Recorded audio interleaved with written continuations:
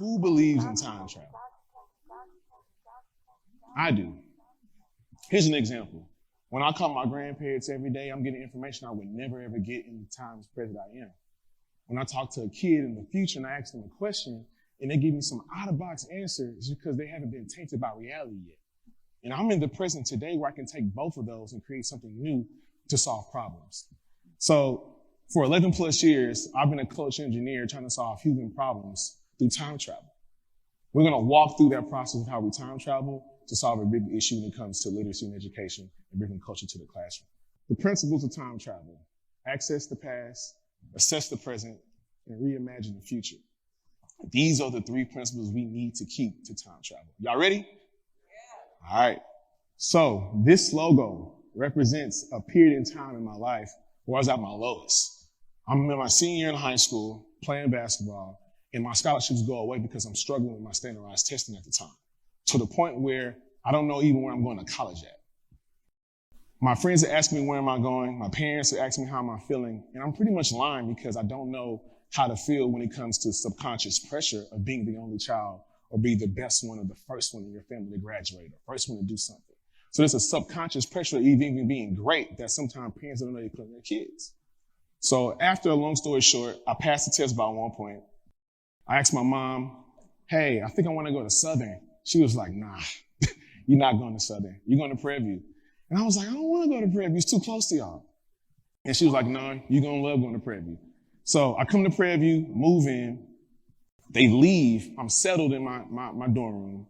And then I go to this place where I hear a lot of noise. It's called Hump Day. Hump Day is an inclusive, liberated Black experience through art and creativity. I know that sounds really robust, but here's what it sounds like just a tad bit. Hands on your head while you working on the floor. You know the mama choosing as I walk through the door. Coochie head to toe, so you know I'm getting chose. But once I hit her with that flex, she gon' be digging for some more. Hands on your head while you working on the floor. Hands on your head while you working on the floor. Hands on your, hands on your, hands on your, hands on your. That is DJ 4.0 giving us a mix.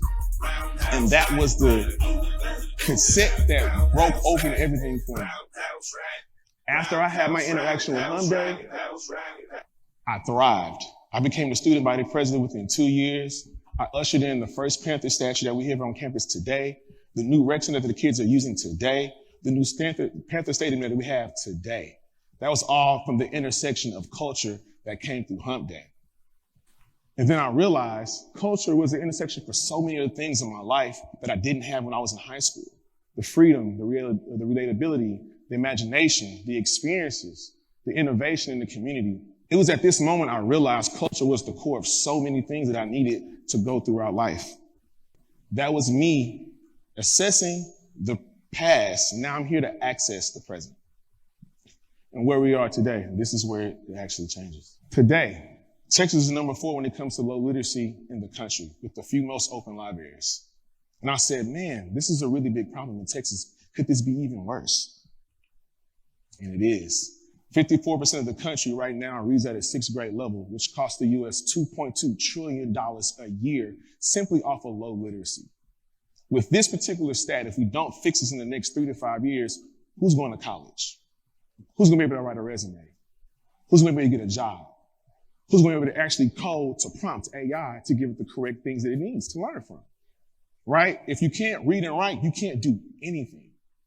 And so with that, I thought about that process of culture that I interacted with when I was here on campus.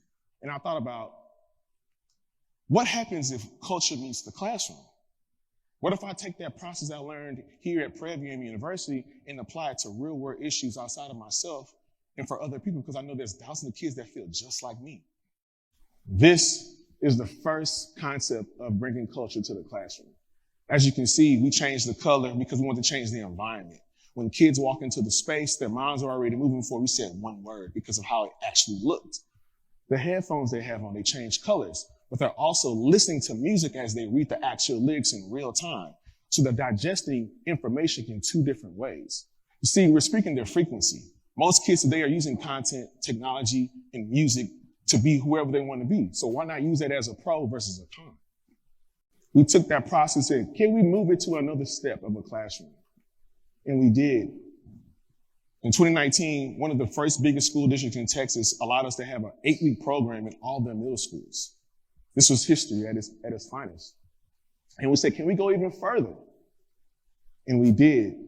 Could we reimagine actual physical spaces in underserved communities that not only impact the students, but impact the parents holistically? This is what it looks like today. You see, this space here, we changed the outside.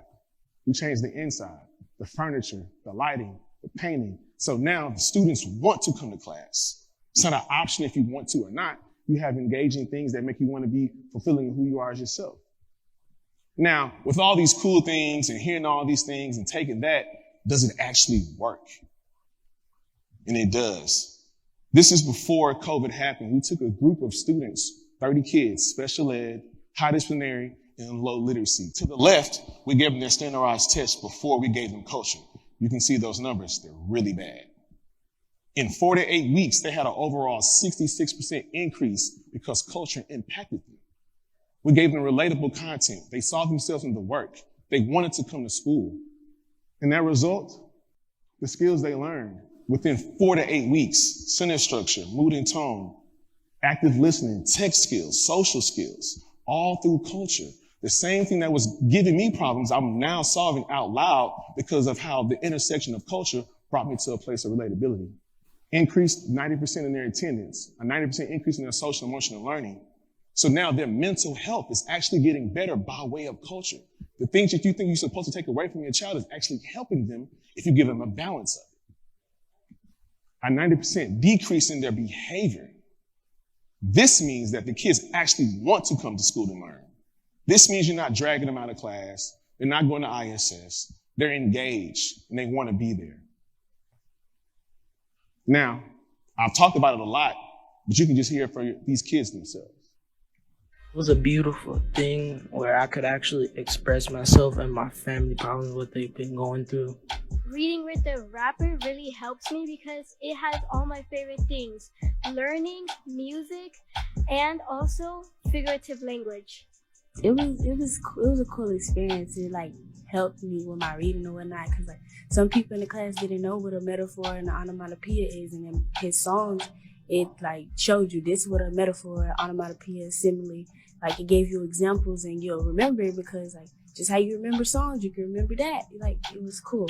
This class is more tight-knit, so it was easier to incorporate music and fun with them because they were so on board. The second I talked about it, they were ready to go and super excited about the program. Culture has impacted 500,000 kids since 2018. Culture is in 6 states since 2018. Culture is now changing the pedagogy from 6 weeks of school to 4 to 8 weeks where they're being more efficient and effective in their classes. Culture is aligning to have an open mindedness about beyond literacy into STEM, mental health, gaming, right? We're opening up opportunities by way of culture and relatability. Essentially, we're bringing culture to the classroom and reimagining what the education to career path model will look like for the next generation holistically. Thank you for time traveling me and learning how to bring culture to the classroom.